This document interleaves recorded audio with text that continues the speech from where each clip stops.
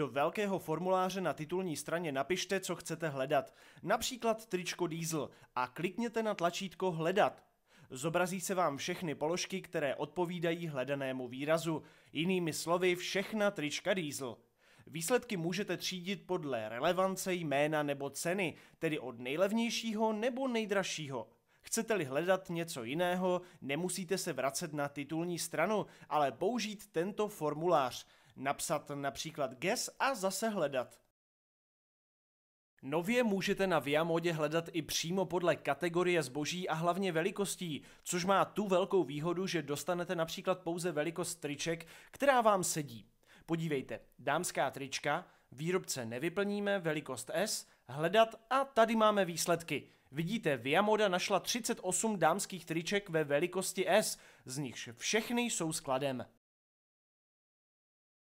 Pokud vám nějaké tričko padne do oka, stačí přejít na detailní stránku, vybrat velikost, v našem případě S, stačí nám jeden kus a kliknout na tlačítko Přidat do košíku. A šup, tričko máte v košíku.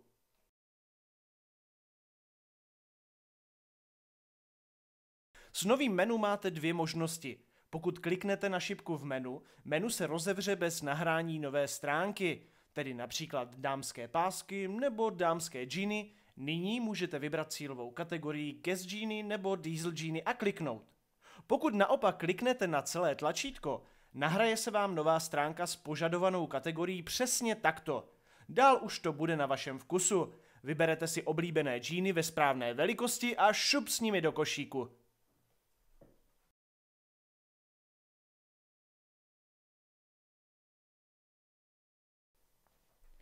Co se týče výběru velikostí džín, snažíme se vám na Viamodě výběr dlouhodobě usnadňovat. Na detailní stránce každých džín najdete dole tuto tabulku s přehledem velikostí, která ukazuje rozměry v klíčových partích pro konkrétní velikost.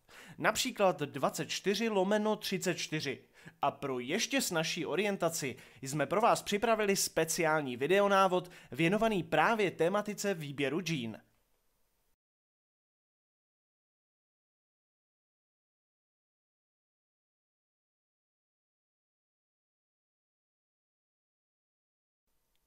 Za dobu trvání tohoto videa jsme přidali do košíku dvě položky, tak se nyní podíváme, jak tyto položky objednat.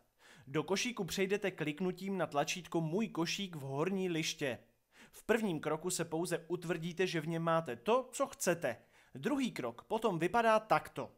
Na této stránce vyplníte fakturační a dodací údaje a hlavně zvolíte preferovaný způsob dopravy a platby.